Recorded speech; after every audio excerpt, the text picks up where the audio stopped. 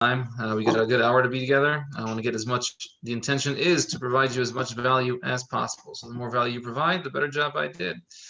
So we're going to focus today on handling common buyer objections. Now, how it connects with last week's topic, which is the buyer consultation, is, well, the buyer consultation slash presentation slash discussion, whatever you want to call it, it's a good way to handle the majority of buyer objections. So you're actually handling it up front with that presentation. So that's what the buyer consultation is really a tool to handle as many objections as we can up front, so we don't have any issues later. That's where they both connect. Now, some common buyer objections. I'm just going to post it up in front of you. I'm just going to share my screen. Can I share my screen? Not yet, Patty. I just need the ability to share my screen so I can show them visuals. All right, let me. Yep. So there's no shortage of seller objections. There's no shortage of common buyer objections. So we're going to discuss the few major ones today. If you can come up with ones that maybe you've experienced, then you can definitely bring those up and we can discuss those as well. Let's do this. Yes. Okay, here we go. Now you guys have a visual. Awesome. For those of you that I didn't do the weren't here last week, I'm just gonna do a quick introduction. My name is Ron Lugasi with the Zamir Group, Keller Williams Town Life. We're the top team in the entire NJMLS, and I am a buyer specialist on that team. What that means is that, well, I speak to a lot of buyers, have a lot of conversations, a lot of meetings, a lot of experiences with buyers. That allows me to share with you today. So let's get into it. Quick quote: "He who questions much shall learn much and retain much." See, the greatest strength we have as an agent comes from asking questions. That's how that connects into what we do. So when we handle objections, much of it has to do with asking questions. Now, before we get into it, some good ways to handle objections. Yes, we just mentioned it. Buyer consultations are a very good tool to handle buyer objections, and there's other ways. So we can handle objections by pre-qualifying, by discovering what they're looking for. Right? Somebody needs to mute their background back there, I think. Let's how do we mute it? All right, here we go. So we can definitely pre-qualify. When we find out what they're looking for, then less objections come up later, right? Also motivation. Many buyers agents, they forget to ask why somebody's looking to buy. How motivated are they on a scale of 1 to 10? Is it because they're in a hotel and they need a place to stay? Are they at their in-laws? Is their lease expiring soon? Are they looking to downsize, upsize? Whatever the reason may be, we're looking to discover exactly what they're looking for. And then we'll have less issues later. And then, of course, there's always the improvement of skill, and preparing for the opportunities, right? So the more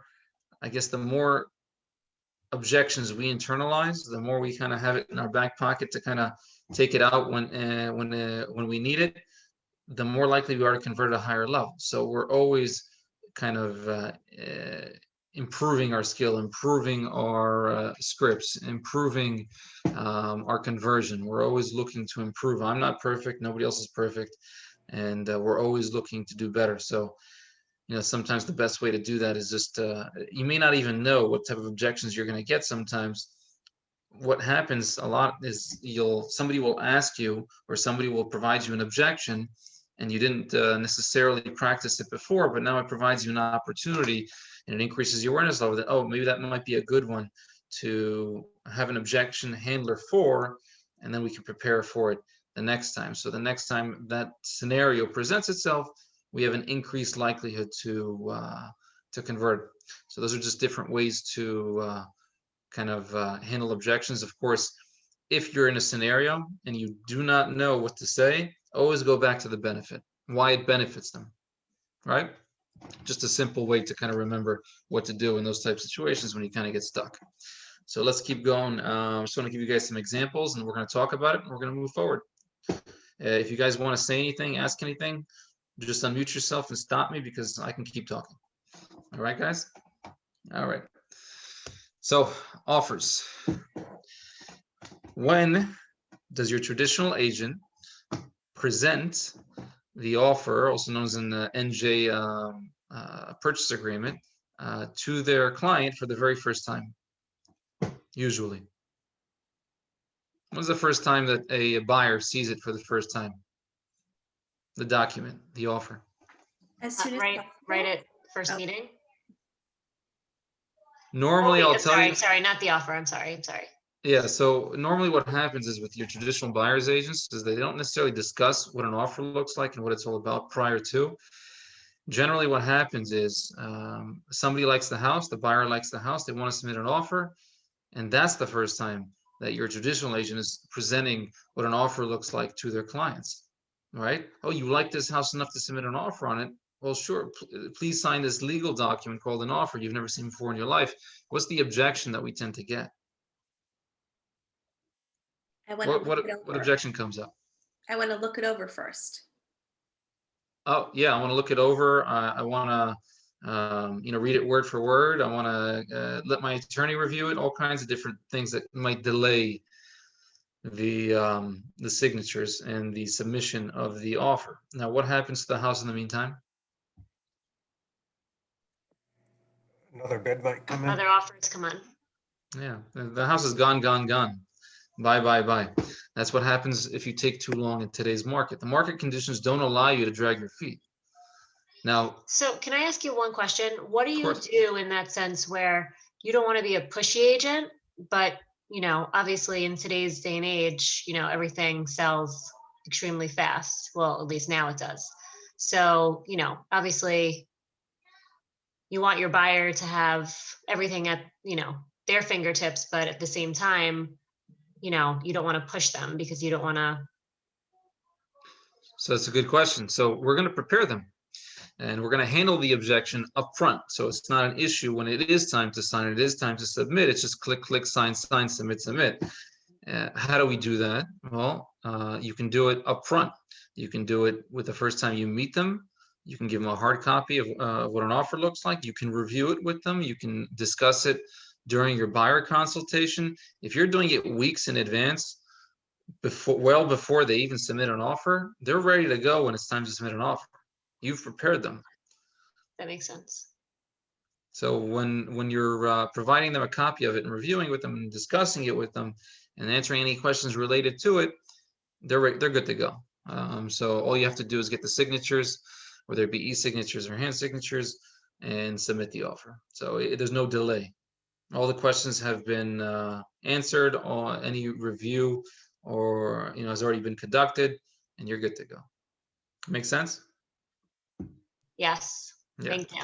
So there's different ways to do it. I can share with you how I do it. I'm not saying that's the way you should do it. I always recommend doing it whichever way is best for you.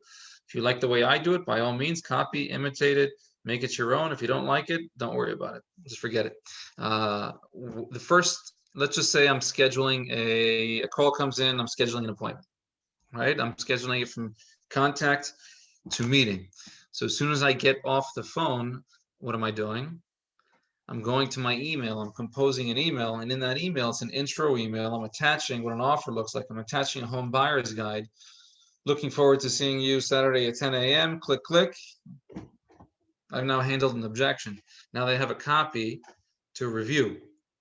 They can come to the meeting with any additional questions. Above that, when we meet, I also give them a hard copy. It's a branded folder with a hard copy of the offer, the hard copy of the buyer's guide, and we're also going to discuss it as part of the buyer consultation. I don't discuss it in great detail. Typically, it's about a 60-second conversation, unless they have any additional questions. It doesn't take too long, but I've handled it, and I'm not gonna have any surprises later on. When time comes, they will sign and submit. That's just the way that I like to do it. And actually, many of my team members do it the same way. It's just a good way to not have any additional obstacles or unnecessary obstacles. Ron, just a quick question. How in detail do you go with your buyer regarding the contract and deposit monies? So when we're talking about the buying process itself, they get a lot of details and the actual buying process. In discussion in regards just to the offer, it's really quick. It's really 60 seconds. I'm looking, my job or my intention is to make them feel comfortable. And I actually use that word a lot. So within the 60-second script, it's Mr. and Mrs. Buyer, this is a very pro-buyer process here in New Jersey. You should feel very comfortable signing one of these documents, also known as an offer. We're really just looking to communicate 3 things to the other party. It's all that is on page 2 and page 3. It's the sales price that you're offering, your down payment, and your closing date, which are both on page 3 here and here. The rest of this, a lot of rules, regulations, sales to complete. You should feel very comfortable signing one of these documents. That's it. Any other questions? And typically 95 to 99% of the time, they don't have any additional questions. At this point, you know that the buyer already has the financing and everything. Not necessarily yet. If it came up during the pre-qualification, during the initial conversation where I did my pre-qualifying, then yes. If I didn't have the answer to that question, then that would come later on.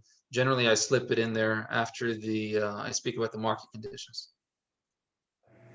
So it just depends on whether you're able to, or you do it up front on the pre-qualifying end, you do it on the needs analysis end, or you do it at any point that you feel comfortable with. I just happen to always, I guess I got into a habit of doing it during my consultations after I speak about the market conditions. Got it. So, all right. So any other questions about this particular one? We got more. Awesome. Inspections. Why do I consider inspections to be an objection? So this has happened to me, it's also happened to many other agents. There's buyers out there that if they're not prepared and expectations were not set by their agents, what happens is they'll receive the inspection report and then they're going to do what? Will they nitpick it? Not just nitpick it. I've had instances where they've sent the entire report to their attorneys and they've requested their attorneys to communicate that they'd like everything addressed on that inspection report. Now, when that occurs, do you think that there's an increased likelihood or a decreased likelihood to get to the closing table when that occurs? I mean, definitely a decrease. Yeah. Now, what I found was that I had some responsibility in that. Now, as an agent, where's my responsibility in that? Well, I call it an objection. In objections, we can handle objections. You see, they don't do this day in and day out. We do this day in and day out. So it's my job to set the expectation as to what happens during the inspection period after we get the inspection report. So I inserted it as a part of the buyer consultation, a very short script. Mr. and Mrs. Buyer, this is what happens during the inspection contingency. We're going to conduct the home inspection. That home inspector will provide a report. Mr. and Mrs. Buyer, after we receive the report, this is where I'm handling the objection. You and me, we're going to review that report together, and we're going to create a short list of items or concerns that you'd like to request from seller to address. That list of items, or most important items, will be between 3 to 5 items. There might be some additional items. We're going to list only the very most important ones, and then the seller and the seller attorney will respond to us in kind. Sounds good? So you can put a number to it, 3 to 5, 5 to 8. There's no right or wrong here. It just we're looking to minimize, them sending a bulk or a laundry list of items. The last thing you want is them sending 20 or 30 items. There's a sentence I like to use, less is more and more is less in these type of scenarios. What do I mean by that? Well, when you ask for less, you get more, and when you ask for more, you get less. Right. So it's not a good place to be when you have a frustrated seller. You don't want frustrated sellers. You want amiable sellers, and you want to be able to move forward. So in that case, you have to prepare your buyers, or we have to prepare our buyers to as to what occurs after the report comes in. So it's a very quick 30-second script. We just need to communicate it to them, because if we do not communicate it to them, then surprises happen, and it's not necessarily a fun thing. I'm not saying you can't get to the closing table. I'm saying it decreases the likelihood that you do. So it's almost better that you put as much in the buyer's presentation as possible so that you can just reference back to it. Yeah, and not only that, just a piece of advice I can give you guys. They're not always going to remember everything. Always tell them what happens next. So after you actually do let's just say, Mr. and Mrs. Buyer, we just completed attorney review. This is what happens next. We're going to schedule the home inspection. After you schedule the home inspection, after it's conducted, say, Mr. and Mrs. Buyer, this is what happens next. We're going to receive the report, and this is what we're going to do. We're going to review the report together. We're going to create a short list of items for to communicate to your attorney, yada, yada, yada. So we're doing it during the buyer consultation, but you can also do it several more times throughout. Just to make sure that you're very clear as to what happens next. So there's no issues. Right. So walking them step by step, I get, but I'm just saying that if there's any objections, you can refer back and just say, if you remember when I first spoke with you, we went over the, and then just revert back. Okay. So I call this an objection because it comes up in it's a major one in my eyes because it comes up in many transactions. So we're looking to prevent that from happening by handling it up front. Let's go to the next one. Attorneys. What makes me say that an attorney or attorney selection, to be more accurate, is an objection, and is an objection that we can handle very, very easily, because they're I'm just going to say as, I guess, politically pleasant and nice as I can. There's two different types of attorneys, right? There's deal makers and deal breakers, and there's solution finders, and there's fault finders, and there's those that don't need to consult with their clients because they know what's best for their clients before making a decision, so on and so forth. And there's ones that are more responsive and less responsive, and there's some that know the market conditions and don't know the market conditions, and there's some that will CC you and some that won't CC you. Now, also, when it comes to attorneys, what might happen is, let's just say there was a multiple offer situation, 7 offers, 12 offers, doesn't really matter how many offers. Your offer is selected. They don't have an attorney picked out. They're the type of client that likes to meet with the attorneys in person or speak to them over the phone in person. 2 days later, they haven't selected an attorney yet. What's likely to happen to your accepted offer? You're going to lose it. You're going to lose it. Also, what happens when you have an accepted offer and your attorney starts to change the terms of the agreement that you already agreed upon, that got you the offer accepted? You're getting kicked out. And what happens when your attorney doesn't finish attorney review or is not very responsive? It lasts a little bit too long. All of a sudden, they get a crazy higher offer. They accept that offer. You get kicked out of attorney review. So there's all kinds of scenarios that can occur within the realm of possibility, of course, if the attorney selection is not optimal, right? So we want to, and now how do we help our clients, or how do we guide our clients? Because really what we are, we're guides. How do we guide our clients to make a good real estate decision when it comes to their real estate attorney? Like always, I always recommend doing it up front. There's an easy, very, very easy way to handle this objection and preventing from something amazingly frustrating from happening. It's just asking a simple question. Who's your attorney? Who will you be working with? It's that simple. See, when we're talking about the buying process and we begin discussing the attorney review during our consultations, or at least ours, or just in general, then what happens? Well, naturally the first question that pops up is, you're going to need a real estate attorney. Do you know who you're going to be working with? And a lot of times they'll say no. Well, Mr. and Mrs. Buyer, would it be helpful to you if I send you a list of recommendations of attorneys that are going to take very good care of you? They all charge flat rates. They know the market conditions. They're all very responsive, and they're going to all take very good care of you. Would that be helpful to you? And normally I'll send them 3 attorneys. They'll call, they'll pick one. It's at least one of my recommended ones, and I know that they're going to do a good job, and I have an open line of communication with them. I can tell them, hey, Mr. or Mrs. Attorney, there were 7 offers in this house. Get me out of attorney review ASAP. And they will, right? So it's handling the objection up front just by asking a simple question. Who will you be using? Do you need any recommendations? Et cetera, et cetera. Does that make sense? Mhm. Yeah, it's happened to me. And I learned the hard way on a lot of these different scenarios. And that's why also I'm looking to communicate to you just to handle the objections up front, because I don't want you to the same thing to happen to you that happened to me.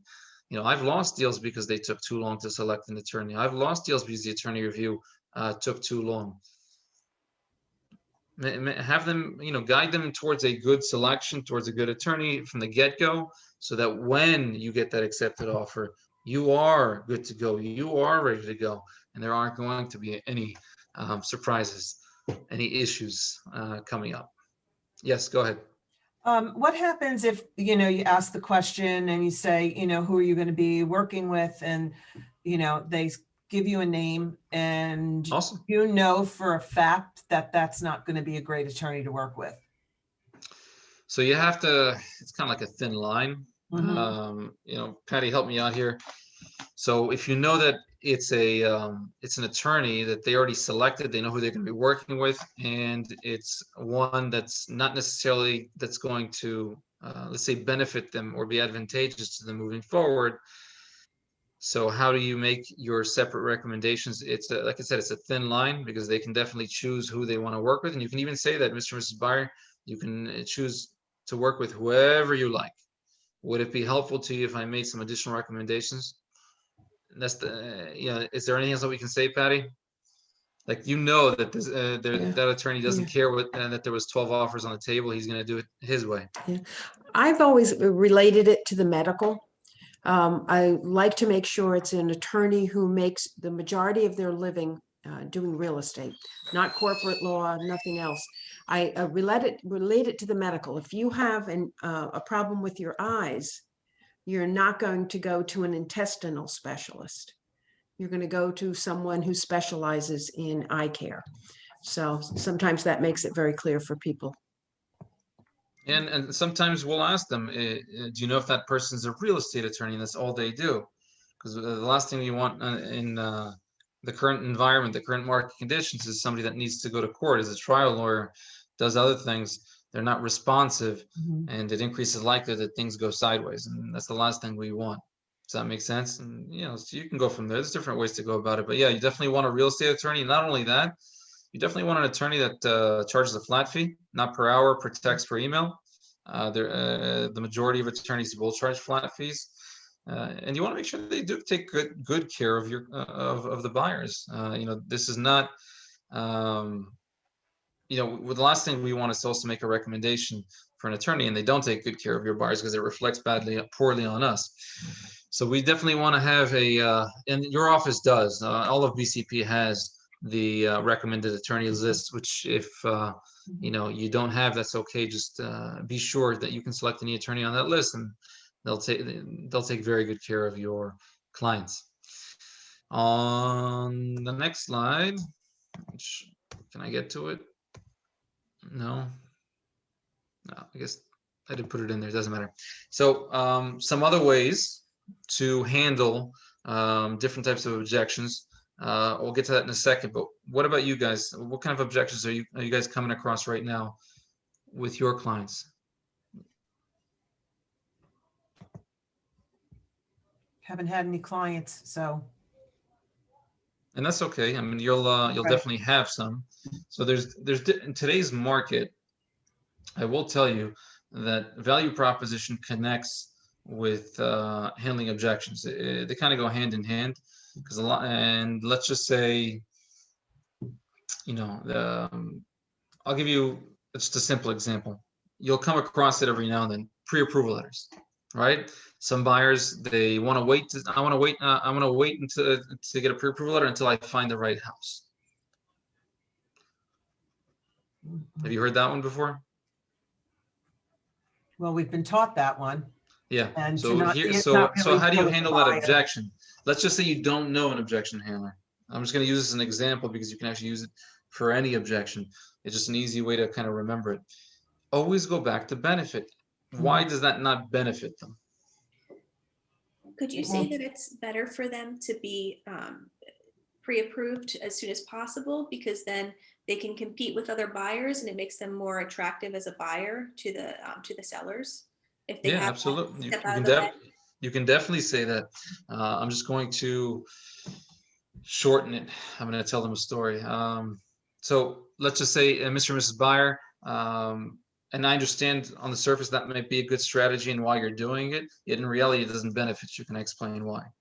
What I do is I ask for permission to explain. because to change somebody's perception is not an easy thing. But if I'm asking for permission to make a recommendation or provide advice, they always say yes, right? It's just a polite thing to do too. So when I ask for permission to explain, they'll be like, yeah, sure. Well, Mr. and Mrs. Buyer, see, the environment that we're in is a very, very strong seller's market with very low inventory. Every home is selling with multiple offers. It's here today, multiple offers gone tomorrow. And the last thing I want to see is that we see the right home, we see the perfect home, you fall in love with it. And by the time we're able to obtain your pre-approval letter, that house is gone. And that's going to be the house that you always compare everything to because it's the one that got away. I don't want to see that happen. Do you?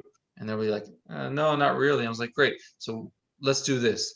Why don't we get you prepared for the opportunity so we can take advantage to it? Let's get you a pre-approval letter. So when we see the right one, the perfect one, we can jump right on it. Sounds good? So you just went to the benefit, but I explained it in the form of a story. Regardless of what the objection happens to be, we can always ask them to clarify why they're making that decision too. I mean, can you clarify a bit more about that? What's your greatest concern with insert objection here? What's your greatest concern with obtaining a pre-approval? No. Sometimes you just have to dig a little bit deeper to see what's preventing them from doing so. You can also ask them straight up, what's preventing you from getting your pre-approval now? Those are just very simple questions, but they're also simple objection handlers. In essence, what we're doing is we're discovering more information. What's preventing you from selecting an attorney? What's preventing you from submitting an offer? What's preventing you from?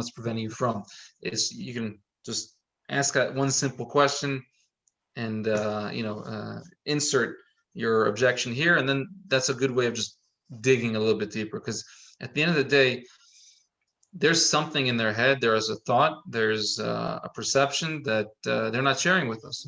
So sometimes we have to kind of take it one layer deeper of a needs analysis and find out exactly what's going on in their head.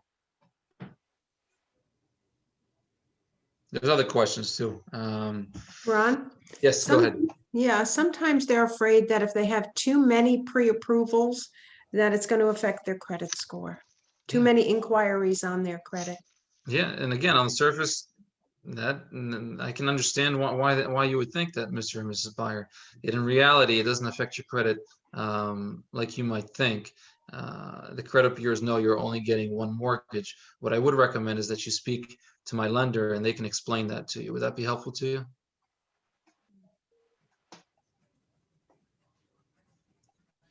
All right. When we ask, is this helpful to you? The typical response is compliance. It's a yes. So when we say, is this helpful to you? Is this of value to you? Is this of benefit to you? Then we're kind of, influencing in their decision. We're obtaining yeses. So sometimes they might still object. They might still say no. That's where we say, well, why are you going to wait?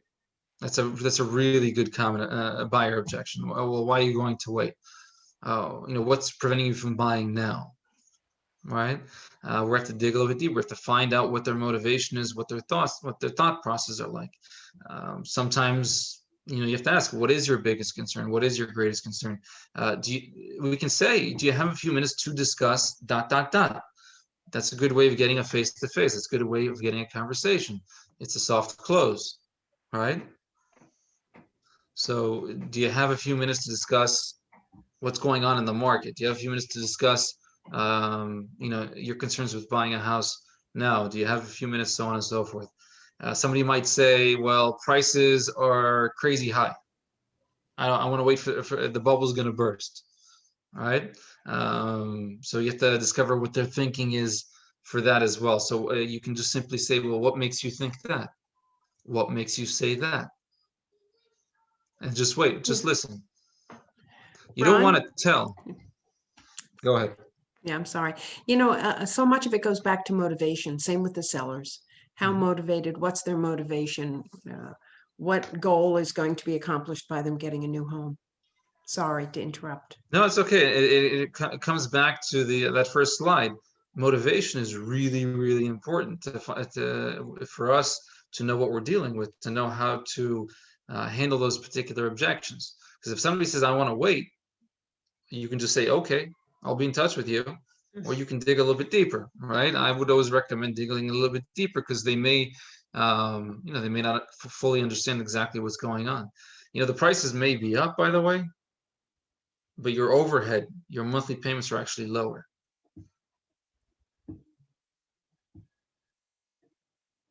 Why do I say that? A year ago, January 2020, interest rates were 4%. Even if the prices were significantly lower, your monthly overhead was actually higher. So with the 2.5% interest rates that we have now, it's much more actually affordable to actually buy. Not much. So it's like, depending on the price point of the home, it is less, $50, $100 less, but it is less, right? Because it's a wash in a way. The prices went up, interest rates went down, your monthly overhead stayed pretty much the same, even slightly less. So it's a weird thing because they think the prices went up, yet affordability stayed exactly where it was. So you can always discover, more information about what their motivation is by asking these questions. Again, asking questions will help increase their awareness level as to what's real. Sometimes you can't change their perception by telling them. You have to let them discover it on their own. The only way that we can do that is by asking them questions. So when they're hard stuck on on a particular one, let's just say that the prices are going crazy high. I think we're gonna wait. Oh, what makes you wait? What's preventing you from buying now? No, I just don't want to overpay. I was like, okay, fine. If somebody says, well, I don't want to, maybe I don't want to sell my home now, or I don't want to buy this overpriced house now. Well, how many buyers do you need to sell or buy your home? Well, you just need one. So, okay, would it be helpful to you if I told you what another buyers would be willing to pay for this particular property? So yeah, but how would you know that? Then you get into value proposition. Everything connects. Ron, too, Yes. when, people say, well, gee, the prices are going up, maybe I'll just step aside, wait for the prices to moderate. And then you come down, well, really, you want to wait for a couple years to buy a home? Sometimes I think that they think, well, prices are going sky high, but in 2 or 3 months, it'll be very different. And that's not usually the case historically. No, nobody's a fortune teller. Nobody has a crystal ball. And prices, especially in our neck of the woods, and in the areas, they don't change much. Even though they're going high, some I think it's actually more of an exception. Some think that, it's going to burst and it's going to fall way back down. Supply and demand issue is too extreme for it to go too far down. That's just how supply and demand works. Short of a national catastrophe, prices aren't going to go anywhere for the time being, even if interest rates go up, because we have such a depleted supply. So you could be waiting for a very, very, very long time. And why did you say you wanted to move again? Well, I don't want to pay rent. I want to pay my own mortgage. I was okay, great. So would it be okay with you if you paid your own mortgage for the next 1, 2, 3 years? No, I really want to buy a house. I was like, okay, great. Do you know when the best time to buy is? And they're like, no, when you're ready. When you're ready, it's always a good time to buy. It's like, well, I just don't want to overpay. Well, you won't be overpaying. The definition of market value is what somebody else is willing to pay for a house. And I'll always tell you what that price is on any house we walk into. Would that be helpful to you? And they'll be like, yeah, sure. Anyways, it gets the discussion going, yet the concern that prevents them from making a decision, whatever the objection happens to be, it tends to just be in their head. It's not necessarily a realistic one, but you can't tell them it's an unrealistic one straight up. You have to let them discover it on their own. That's just the best way to do it. People don't like to be told things, I realized. So I try to avoid it. So we do that with questions. Especially with COVID, there's a lot of concerns. There's a lot of objections when it comes to COVID. A lot of buyers don't even know that they can see houses. A lot of buyers, maybe their level of anxiety is different too. So we can provide value by communicating to them how showings are done, how we do it safely, right? If there is a high level of concern for COVID, we can obviously, we're going to social distance. Every house we walk into, there's going to be masks, gloves, booties. Nobody else will be in the property other than us. We're going to limit it to the amount of people. You don't have to go to open houses. We can definitely schedule the showings outside the open house. All doors and lights will be on as you're walking through the house. If something happens to not to be closed or to be on, I will open it for you, so you don't have to touch anything. You can keep your hands in your pockets, walk through, walk out. It'll be safer than going to your grocery store. How does that sound? So there's different levels of anxiety. I get it. There's some people that just don't care, and there's people that are super anxious about it, and we have to accommodate them. So by communicating how we show homes does just that, right? That's also sort of objection handling COVID style. We're seeing all kinds of interesting, crazy stuff lately because, the way that we conduct business, even we conduct our classes, are not necessarily the same the way it used to be. So, we've all had the need to evolve, and it all looks a little bit different. And sometimes when it comes to COVID, they might say, well, I want to wait until it's safe again. I've heard that before. So I asked the question, well, what would make you feel safe? Oh, till safe again. And then they say, well, I just don't want to be near anybody. I don't want to touch anybody or whatever. And then you can explain how you show homes and how you're going to make them feel safe. And then, you can ask them, are you already staying home? Are you quarantined? No, I go to the grocery store. I go to the gas station. I was like, I'll make it safer than that. What does safe mean to you is an awesome question right now, because then they're telling you how they would like to see things, and then you can accommodate them as well. So it's always great to ask questions just so they can tell you how they would like to see things, what would make them move. And then, of course, with COVID also, I get the job inquiries. You get the job questions. Well, the job concerns. They're saying, what's going on? What's going on right now is affecting, business and jobs. And I don't know if they're going to hang on to me. They're going to fire me. I'm worried. I'm anxious.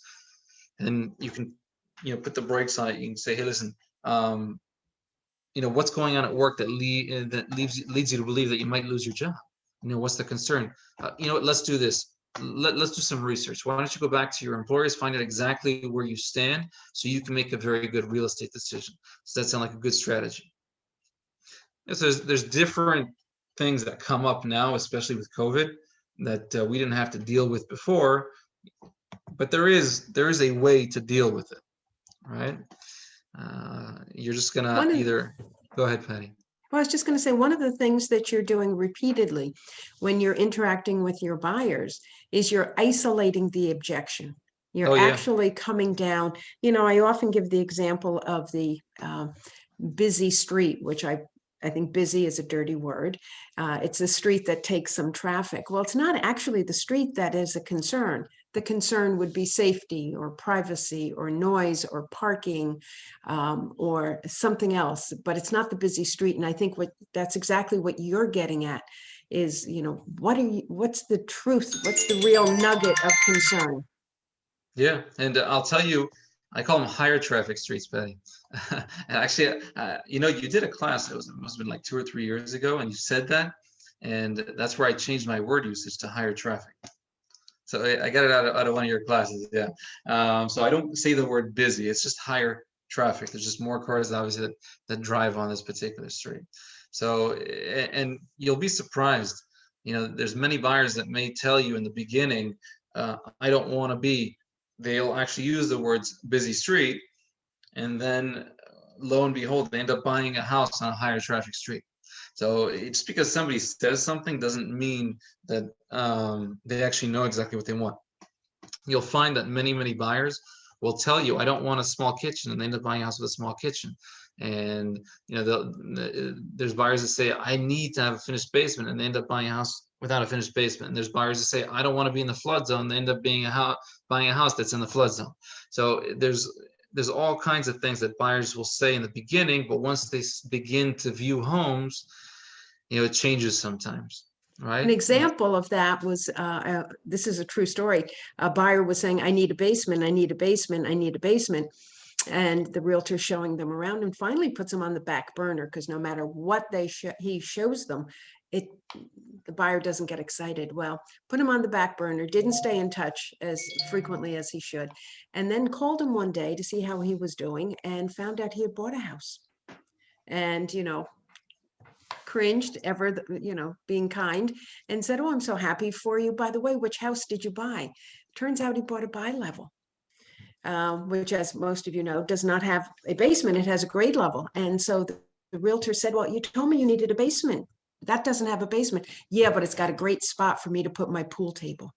The realtor never asked, why do you want a basement?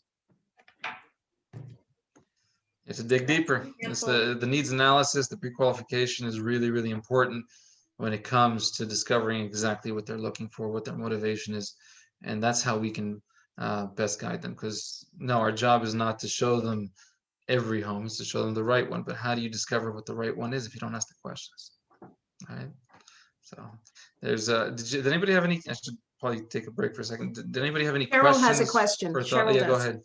And I don't know if you can answer it, but let's say you've got buyers and, you find them a house and they really want to look at it. And they do say, we don't want to be in a flood zone, and they are in a flood zone and they love the house. Just, do you have any idea if they said, well, what would it be for insurance? What does that add to a homeowner's policy? So we have a Or it's great monetary. resource. Yeah, we have a great resource in Carnegie, in Tim Fox. And many, many times he's saved my butt where I'm doing just that. As soon as there's a house that a particular buyer is interested in, I send an email with the address, with a picture of the flood map and any other information that I have. If they have an elevation certificate, that would be amazing. And I say, how much is the cost gonna be on an annual basis? Within 24 to 48 hours, I'm getting a response with an actual quote. Oh, great. And then I can present it to my buyers, Mr. and Mrs. Buyer.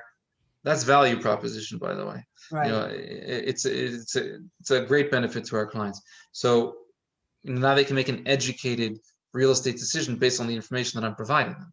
Now, it happened to me once where it was listed, actually more than once. Yeah, it happened several times, where it was listed in the 500-year floodplain. Now you have to understand that the base elevation of the property will dictate if it requires flood insurance or not.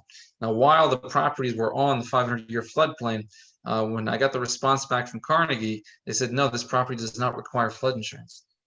Now I have inside information which nobody else knows about, not even a listing agent, because they didn't bother checking. I approach it back to my buyers and say, hey, listen, Mr. and Mrs. Buyer, at the moment, this property does not require flood insurance. How would you like to move forward? Oh, by the way, this is advantageous to us because nobody else knows that. They're actually getting a deal on that house, because if the other buyers, the other consumers knew that it didn't require flood insurance, would their decision making be different? Would their approach be different on the house? Again, it's a great resource to have them, on our side. And if we need something, we can reach out to them very, very swiftly. Great. Any other questions, concerns, comments, issues, ideas, thoughts, jokes? I'm just looking outside. My goodness. My goodness. If you're near a window, give it a look. Yeah, it's an amazing love thing. it. Yeah, love it just seems peaceful outside. No cars, no people, no nothing. Just plows every now and then. It's not unlike our real estate market, which is crazy.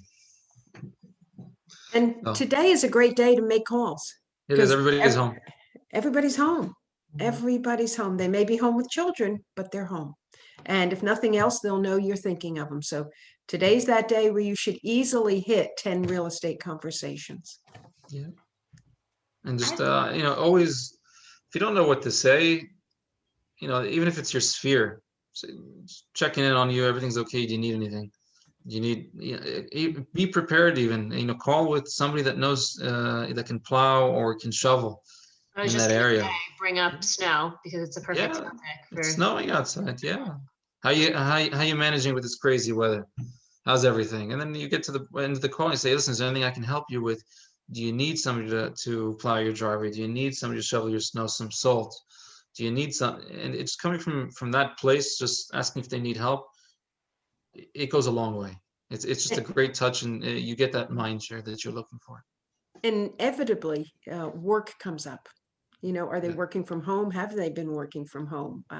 And then eventually it comes back to you and what you're doing. So a care call can evolve into very much a real estate call.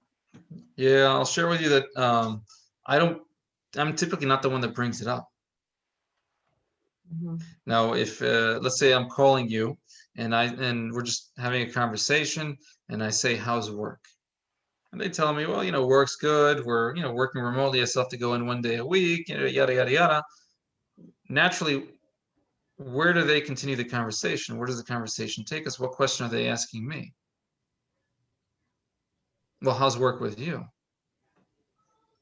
I definitely find that in the calls that I've been making, I know that when I mean, I'm not even 3 weeks into this, but at the beginning when I was told you have to call, and I'm like, I mean, I'm a talker. I like the phone, but I was a little overwhelmed, and I just find that I haven't been making it about me. I'm talking to them, and then they're like, okay, enough about me. What's going on with you? Even if they say like, tell me something exciting, I'm like, well, I'm a real estate agent now. Yeah, it's one of the reciprocity rules, and especially when it comes to auto responses. When you're having conversations with somebody, if a topic comes up, it goes both ways. Right. If you say hello, they say hello. If you bring up work, they bring up work, and it's like that with anything. It's just a casual conversation just tends to go that way. That's just the way that people tend to communicate. So if you're whatever it is that you're looking for, just ask them about it. How's your family? They'll say, I'm great. How's your family? And you'll say, oh, you went on that vacation. How's your vacation? I'm great. How about you? Did you take any vacations lately? That's how casual conversations tend to go. So if you bring up a particular topic, it'll just lead right back to you on that same topic. So when you talk about work, yeah, naturally it'll come back to work. You say, that's right. I'm a real estate agent now. And, what is it that you're most interested in? Are you interested in the sellers, the buyers, the investors, the renters? And they'll say, well, what's going on with the sellers? And you'll say, well, right now it's the strongest sellers market we've ever had. It is very, very difficult on buyers now, and so on and so forth, et cetera, et cetera, et cetera. And you can get into the market conditions with them, just depending on what type of real estate conversation they would like to focus on. Sometimes people aren't interested in ever selling their home, but they might talk to you about investing, or sometimes they'll never sell or buy a home, but they might have somebody refer to you. People forget, we give people too much credit. They don't have that good of a memory.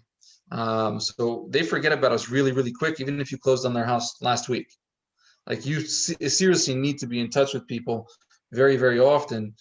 And if we don't ask the question, it doesn't come up in their conversations naturally, right? Unless they're advocates of yours. If they're like extreme advocates, which is a rare thing, they're pushing you on all their friends and family. But for the most part, we need to ask. We need to ask for the business. And if we're not asking for the business, it's not going to necessarily appear at our doorstep. I have a question. Yeah, of course. I was following up with a lead yesterday, and they're actually looking for a New York agent because they want to buy in New York. So how do I put somebody in touch with a New York agent? I've never done that before. Well, so you do have a referral network that you have access to.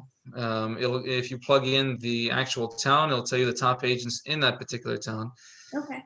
When you say New York's a very big state, of course. Yeah, and we've got New York agents in our market center. So depending on where in New York, we might have an agent. Yeah, I was about to say that, because if you're saying suffer in New York, then just you can call JP. And if there's no shortage of agents that are doing Rockland County, or just across Woodcliff Lake, there's the New York border right there. Now, if it's an upstate New York, if you say Buffalo or Rochester or Albany, then yeah, of course you're gonna look at the referral network. And all the information you're looking for happens to be there. You can pick up the phone and say, hey, listen, are you working with buyers? You're working with sellers in this particular area? Have a conversation about them. And if it sounds good, you can refer them to business as well. It's one of the applets in command. And it's amazing how specific it can be. So it is very specific. Yeah, if you just put in the town, you say Albany, New York, it'll give you a list of all the top agents, top teams that actually sell the product more than anybody in that particular town. So you know that they're the experts in that town. And if you're referring business to somebody in a particular area, yeah, it's great to know that they are experts in that area. Okay, and it would be in White Plains, New York. That's where he was looking. Yeah, White Plains. There's actually a market center in White Plains. Oh, okay, all right. That's Yeah, we have a Westchester, isn't it? Yeah, we have a Yeah. KW market center in White Plains. Okay. So you Okay. should be able to find a good top agent that'll take very good care of your clients over there. Okay, good. All right. I thought Nabila was a New York agent too. I remember Nabila. So I don't know if she's like in that area. or not. Yeah, the question would be, the MLS does cover Westchester, but the question is, does the agent? So just, Yeah. Okay. Yeah, Nabila does Rockland. Oh, okay. That's where she's mostly, Okay. all New right. City. Yeah, and not New City. Is it New City that has the market center out there? yes. Yes. Yeah, there's one out there. Yeah, and there's market centers everywhere. Yeah. And there's agents that focus on those particular areas as well. So it shouldn't be too difficult to obtain. Yeah, and in Command, you can filter by the agent who does the most listings, the most buyers, or the most units. It's really amazing. And then, like Ron said, pick up the phone. Okay. Yeah, and this guy, he mostly speaks Spanish, and I speak a little bit of Spanish, but not, so much. So I was trying to like communicate with him a little. So just somebody, I'm sure if there's somebody who is fluent in Spanish who could help. Yeah, and the worst case, you don't know who to choose, just pick up the phone and call the team leaders. They'll say, hey, listen, who do you have that's can take care of my buyer, my seller, speak Spanish? They'll know. They know their rosters. They know their agents. All right. So we're does getting anybody toward- have any questions for Ron? We have taken a lot of his time, both today and last week, and you're ever gracious, Ron. We so appreciate you. It's my pleasure. Any other questions? And we did record it, thanks to Leslie, and it will be posted on the kwvalley.info. Okay. Are any of you working with buyers now? I actually have a buyer for a rental. Okay, so they're looking to rent. They're looking to rent for a year and then they're going to buy after that year. They didn't really know where they wanted to be. So I took time the end of last week and dedicated a lot of my time to, finding towns and, communicating with her. And basically, I found actually a great house because she had told me, pros and cons. And then she and her husband, basically like they bumped heads and she wanted to be in one area, he did not. So we kind of went back to the drawing board. So, but they have some time because they don't have to be out of their rental until May. So, I'm still looking, even though I know Patty had told me that 6 weeks is normally when you start looking for a rental. Yeah, a lot of landlords, if it's like 3 months ahead, they won't necessarily be open to renting it just yet. They would likely want to keep looking for a renter to come in earlier. If it's vacant, obviously if it's occupied until then, it doesn't really matter. But if it's, let's just say it's sitting vacant, then they'd probably want something a little bit earlier than, 3 months from now, 4 months now. That's why 6 weeks, 8 weeks makes sense to begin searches for rentals. For the renters, I would recommend you pre-qualify them just like you would a buyer, only to slightly different questions, of course. You want to find out if they have animals. Do they have any dogs, cats? They do How have much a they dog. weigh? They have a small dog. Yeah, and not all landlords are open to having dogs. Now, what I don't want you to do is I don't want you to show them 10 rentals. All of a sudden, they fall in love with this one rental and they don't allow pets. Mhm. That's why we need to pre-qualify our renters just as much. So we have to find. So when we're looking at rentals, now just because it says no animals, it might say conditional. In that case, you Right. want to obtain more I did see information. that. I saw a lot of that. And then you want to make the extra phone call. Hey, listen, they got a 10-pound dog. Is that going to be okay? Yes, great, wonderful. And you show them the house. But if it says no pets, make the phone call in advance if it's something that they might like.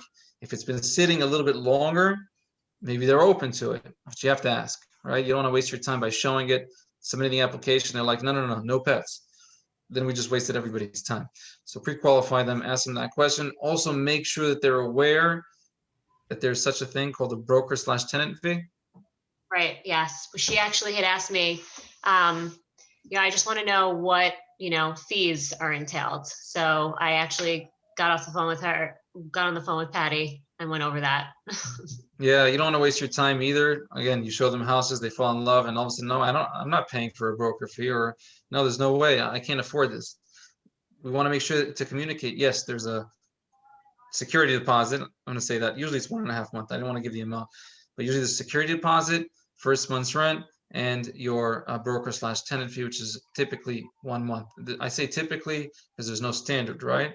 Sometimes it's it could be a half month. Sometimes landlord pays, and sometimes on a rare occasion it might be more. Unless you might have agreed to more also. Yet I'll say typically it's a 1 month broker/tenant fee. So as long as they're okay with those 3 expenses, security deposit, first month's rent, and broker fee, then you are good to go. You've educated them about how that works. There's an increased likelihood it might actually work out for you. What we don't want is we don't want surprises. Again, you didn't prepare them, you didn't set the expectations, you didn't handle the objections up front, and then surprise, they go MIA on you. You never hear from them again after you spent all this time showing them properties, submitting 3 applications, not getting any, and they disappeared on you. So we just want to make sure how much time, energy, and effort to invest in these particular renters. The best way we can do that is to ask them questions. Make And sure that Ron, they I know hate how to- everything works. I hate to cut us, but I have another Zoom at 2. No problem. So, but yeah, we'll have to do leases one of these times, because you will be dealing with leases, and agents are always full of lots of questions, so. Yep, sounds good. All right, so I want to thank you everybody so for much. being here. Thank you, guys. Thanks again, Ron. Thanks Be for well. starting too on mindset. Got double dose. Yeah, I'm glad you found value in it. Thank you. Thanks, Ron. Thank you, Take care. everybody, for Bye, taking your guys. time. Excellent. Thanks, Ron.